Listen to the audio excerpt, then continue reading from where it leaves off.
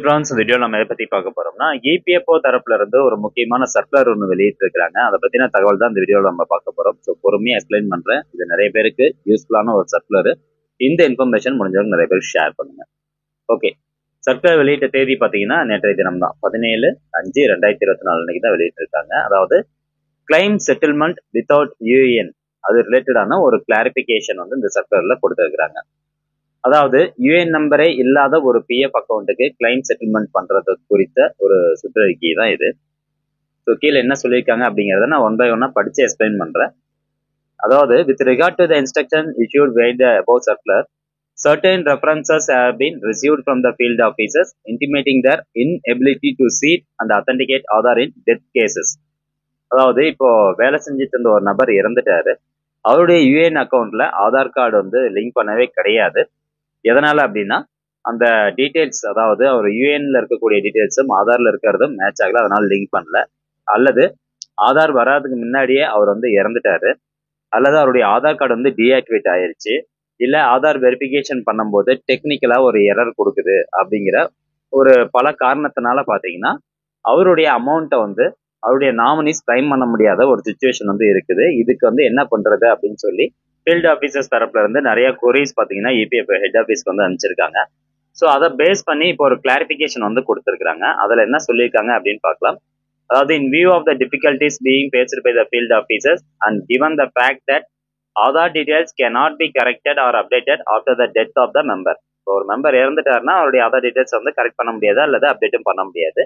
So it has been decided that henceforth in all such death cases processing of physical claims without seeding Aadhaar may be allowed as a temporary measure. அதாவது ஆதார் இல்லாமையே, அந்த மெம்பர்னுடைய ஆதார் இல்லாமையே அவங்களுக்கு வந்து physical claim பண்ணி கொடுங்க, அது வந்து ஒரு டெம்பரரி மெஷர்ல வந்து பண்ணி கொடுங்க அப்படின்னு சொல்லியிருக்கிறாங்க. ஃபீல்ட் ஆஃபீஸர்ஸ்க்கு வந்து ஒரு இன்ஸ்ட்ரக்ஷன்ஸ் கொடுத்துருக்காங்க. அந்த டெம்பரரி மெஷர் வந்து என்ன சொல்லுது அப்படின்னா only with the due approval of the OIC. ஓஐசின்னா office incharge in an e office file duly recording the details of verification done to confirm the membership of the deceased and the genuineness of the claimants. இப்போ நபர் இறந்துட்டாரு, அந்த நபருடைய nominee, அவர் நாமினியும் பண்ணல, but இருந்தாலும் அந்த அந்த நபருடைய ஒய்ஃபோ அல்லது சில்ட்ரன்ஸோ போயிட்டு கிளைம் பண்ண போறாங்க அப்படின்னா அவங்களுடைய ஜென்யூனன்ஸ் எல்லாத்தையும் வெரிஃபிகேஷன் பண்ணணும். அது வந்து யார் பண்ணணும் அப்படின்னா ஆஃபீஸ் இன்சார்ஜஸ் வந்து பண்ணணும் அப்படின்னு சொல்லியிருக்கிறாங்க. This may be carried out among other actions of due diligence as deemed fit by the OIC. So OIC என்ன பண்ணா யார் கிளைம் பண்ண வராங்களோ அவங்களுடைய ஆதார் கார்டு, அவங்களுடைய பர்சனல் டீடைல்ஸ், அதே மாதிரி இறந்து போன நபர்னுடைய ஏதாவது ப்ரூஃப் இதெல்லாம் வந்து எடுத்துட்டு போனோம் அப்படின்னா கண்டிப்பா நம்மளுக்கு பிசிக்கல் கிளைம் பண்ணி கொடுத்துருவோம் அப்படின்னு சொல்லியிருக்காங்க. The above instructions would apply only to those cases where the details of the member are correct in UAN but inaccurate or incomplete in Aadhaar database. So இந்த இன்ஸ்ட்ரக்ஷன்ஸ் யாருக்கு அப்ளிகபிள் அப்படிங்கிறத தெளிவா சொல்லிட்டாங்க. அதாவது மெம்பர், அந்த இறந்து போன நபர்னுடைய பிஎஃப் அக்கௌண்ட் டீடைல்ஸ் எல்லாமே கரெக்டா இருக்கு, பட் ஆதார்ல வந்து தப்பா இருக்குது, இன்அக்யூரேட்டா இருக்குது, அல்லது ஆதார்ல வந்து டேட்டாவே இல்லை அப்படிங்கிற பட்சத்துல தான் இந்த இன்ஸ்ட்ரக்ஷன்ஸ் வந்து அப்ளிகபிள். ஓஐசி ரெஸ்பான்ஸ் எடுத்து அவங்க கிளைம் பண்ண வரவங்கிட்ட ப்ரூஃப்லாம் வாங்கிட்டு கிளைம் பண்ணி கொடுக்கணும்னு சொல்லியிருக்காங்க. ரெண்டாவது இன்னொரு பாயிண்ட் சொல்றாங்க பாருங்க, wherever the data in Aadhaar are correct but inaccurate or incomplete in UAN. ஆதார்ல இருக்கக்கூடிய டீடைல்ஸ் எல்லாமே கரெக்டா இருக்குது, ஆனா யூஏஎன்ல வந்து தப்பா இருக்கு அப்படின்னா the instructions issued in para 6.9 and 6.10 of JDSOP version 2 dated. அதாவது ஆதார்ல இருக்கக்கூடிய டீடைல்ஸ் கரெக்டா இருக்குது, யூஏஎன்ல இருக்கக்கூடிய டீடைல்ஸ் தப்பா இருக்கு அப்படின்னா பிஎஃப் தரப்புல இருந்து 26/3/2024 அன்னைக்கு ஒரு சர்க்குலர் வெளியிட்டு இருக்கிறாங்க. ஜாயிண்ட் டிக்ளரேஷன் ரிலேட்டடான ஒரு ஸ்டாண்டர்ட் ஆப்ரேட்டிங் ப்ரொசீஜர் எஸ்ஓபி வந்து வெளியிட்டு இருக்காங்க. அதுல பேரா 6.9 அண்ட் 6.10, ஸோ இதை பொறுத்து தான் நீங்க வந்து அப்ரூவ் பண்ணணும், பேமெண்ட் வந்து ரிலீஸ் பண்ணணும் அப்படின்னு சொல்றாங்க. அப்போ இந்த 26/3/2024 அன்னைக்கு வெளியிட்டுள்ள அந்த சர்க்குலர்ல இருக்க இந்த பேரா 6.9 6.10 என்ன சொல்லுது அப்படிங்கிறத நம்ம பார்த்துடலாம். ஸோ இது யாருக்கு அப்ளிகபிள் ஆகுது அப்படின்னா ஆதார்ல கரெக்டா இருக்குது, யூஎன்ல தப்பா இருந்தா இந்த எஸ்ஓபி வந்து ஃபாலோ பண்ணணும் அப்படின்னு சொல்றாங்க.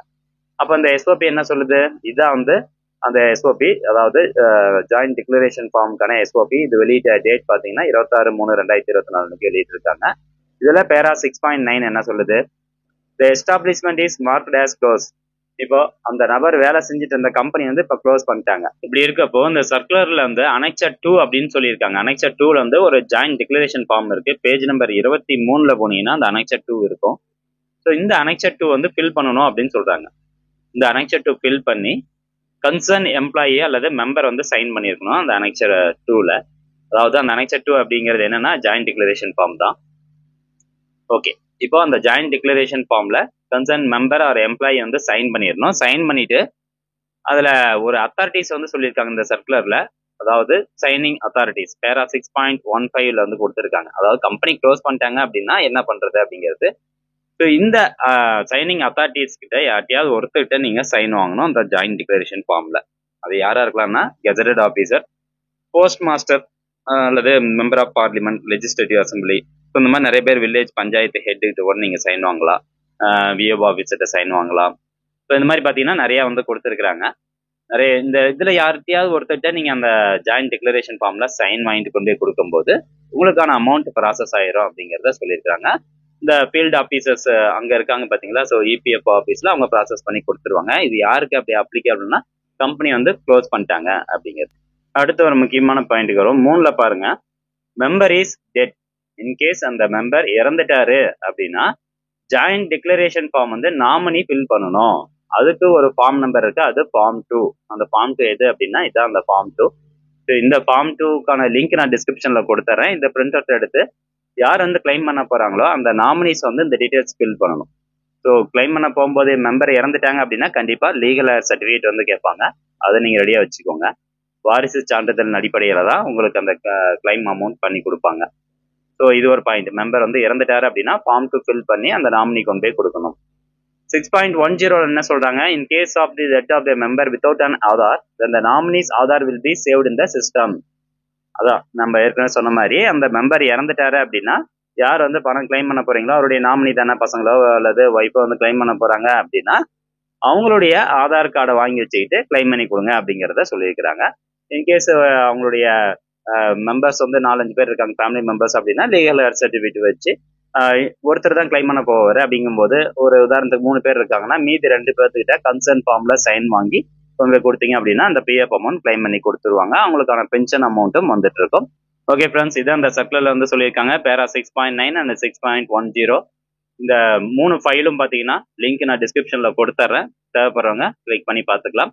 இந்த இன்ஃபர்மேஷன் முடிஞ்சவங்க நிறைய பேருக்கு ஷேர் பண்ணி விடுங்க. ஏன்னா நிறைய பேர் வந்து ஒர்க் பண்ணிட்டு இருக்கும்போது இறந்துருப்பாங்க. அவங்களுடைய பிஎஃப் அமௌண்ட் என்ன கிளைம் பண்ண முடியாமல் இருக்கும். ஆதார் வராதுக்கு முன்னாடியே இறந்துருக்கலாம். அவங்களுடைய பிஎஃப் அமௌண்ட் என்ன பெண்டிங்கில் கூட கிடக்கலாம்.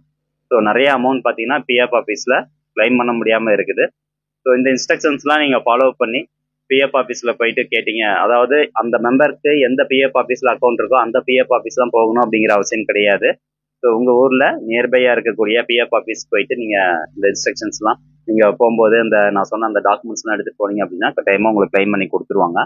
ஸோ இந்த இன்ஃபர்மேஷன் நிறைய பேர் ஷேர் பண்ணுங்கள். மீண்டும் அடுத்த ஒரு நல்ல பதிவில் சந்திக்கலாம். நன்றி, வணக்கம்.